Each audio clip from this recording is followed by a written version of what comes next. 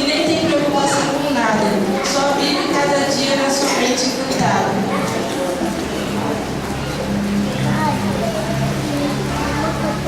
Que olha para os garotos procurando o príncipe encantado.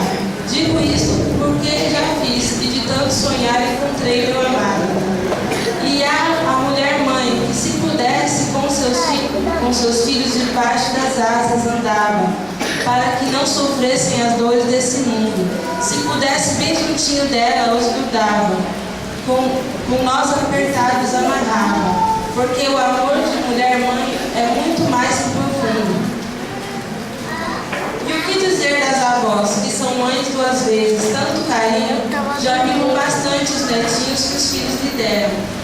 E felizes são por os terem e vê-los crescer esperam. E são tão preciosas na sua sabedoria, de passar adiante sempre dão um jeitinho. São tantas mulheres para descrever, existem as mulheres da Bíblia. São tantas raças de mulheres que Deus fez, tantas profissões exercidas com sutileza, vale a pena ser mulher, com certeza, pois somos especiais, sensacionais, lindas, maravilhosas, a cor do universo. Somos rima, prosa e verso. Feliz Dia da